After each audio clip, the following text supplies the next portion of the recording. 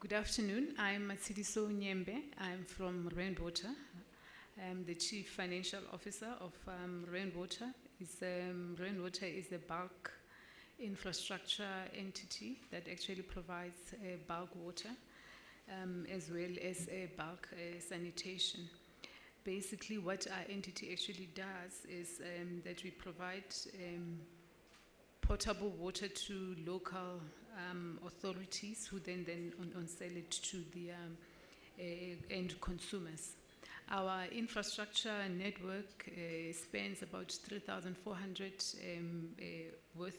length of kilometers of pipeline. We've got over 50 reservoirs that actually then now stores water. On a daily basis, I think we supply close to 4,600 megaliters of water per day. We have an extensive, infrastructural program that we'd like to actually discuss with you. We are embarking on a renewal and augmentation program to increase our capacity to actually provide water. And our service area spans, the bigger part of the whole of Gauteng, Mpumalanga, parts of Free State here in South Africa, and the Northwest. I think we actually service close to 50% of the population of South Africa. We are one of the water boards that cover South Africa amongst 9, but we are the largest and the largest in Africa, as well. Thank you. Moving on to Matshidiso from Rainwater, if you could kindly share the pipeline of projects that you have on the go, as well as touch on your recent capital raising initiatives, and in particular, bond issuances. Thank you, Chair. Currently at Rainwater, we do have an infrastructure program that we are rolling out, and this is a 20-year program that's actually divided into 5-year plans. And the 5-year outlook, I think specifically we are focusing on the augmentation of our network, which would be to increase actually the capacity of supply by an additional 1,200 megaliters of water that would be supplied per day, and that kind of capacity would actually be able to take demand up to 2035, and as well as looking at the renewal of our infrastructure network currently. We are estimating that we'll actually be investing about over 30 billion in our infrastructure over this 5-year period, with the bulk of the infrastructure investment earmarked for pipelines, infrastructure, as well as our treatment plants. We've got 2 big main treatment plants that can actually provide a minimum of 1,400 megaliters of water per day.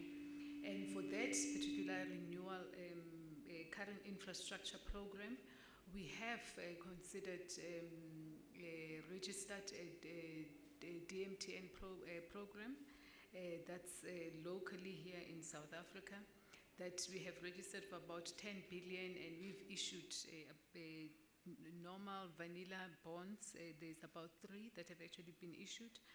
Of course, we are looking at other different types of instruments, project bonds that can actually be issued underneath that similar program to enable us to differentiate, the characteristics of the bond, to align them with our own requirements, and the requirements being a utility.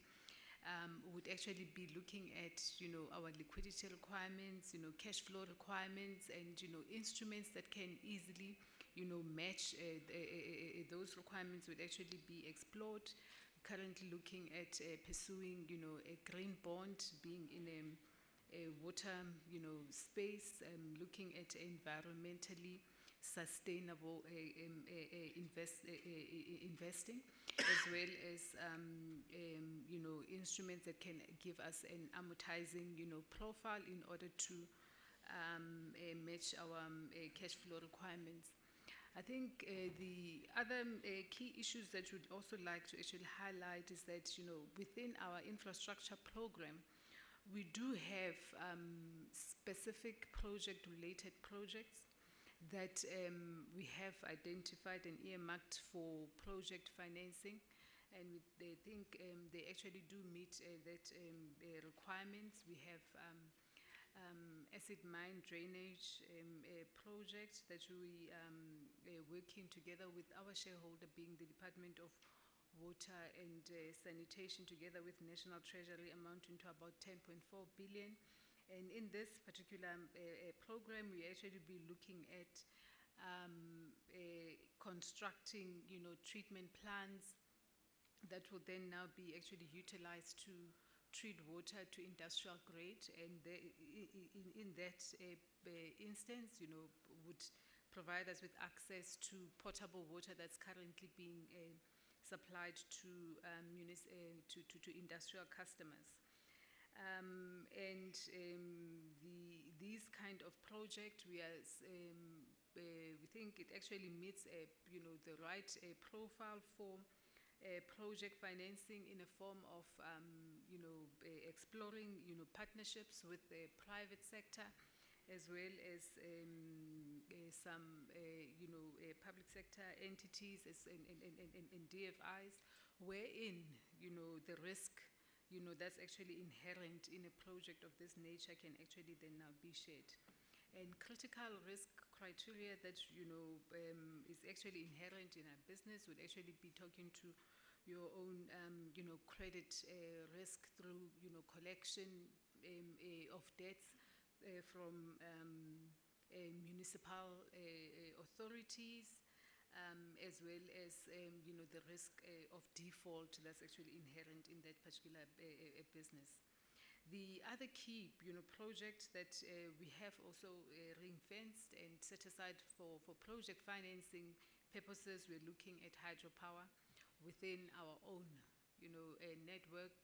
And that hydropower project, we've got about 4 projects in the system, wherein we think we can actually harvest about 13 megawatts of power.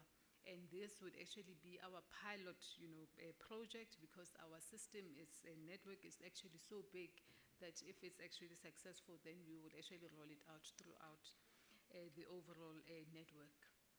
And that project as well, we're looking at ring fencing the cash flows, financing it through a project financing a kind of a arrangement. What's actually critical is that at the moment, at least in the water sector, there is some form of regulation to regulate tariff setting, to ensure that at least there would be some cash flow generation, and in the likely event that the performance is not necessarily as it's actually supposed to be, there is some credit enhancements that the shareholder and guarantees that can actually be provided.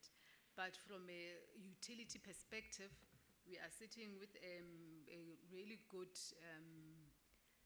balance sheet book with leverage and gearing levels that are way below, I think 30% at the moment. So we have sufficient capacity to raise additional debt to invest to fund our infrastructural requirements. And what we have actually done, because we're cognizant that in order to be able to operate in the debt capital market, that we need to actually put in place the right systems and reporting platforms that we have actually complied with. We do have an economic regulator in the water sector that actually assists in the setting of tariffs that are actually through a consultation process with the local authorities, because it's important, regulation is also important. And as well, proper governance and financial, reporting that's actually transparent. Those are some of the key considerations that, institutional investors are actually looking at. I think in order to also, to just summarize and to just conclude, is that from our perspective, as I indicated, we want to diversify our bond issuance and our fundraising activities to look into, amortizing bonds. Our infrastructure program includes a small component of foreign currency. It's about 20% of our infrastructural requirements. And in so doing, we are also going to be exploring raising some Euro-rand bonds and even partnering with some DFIs through bilateral arrangements to raise this project-specific bonds. Thank you. Doing business in Africa. You can't afford to be without Africa Investor.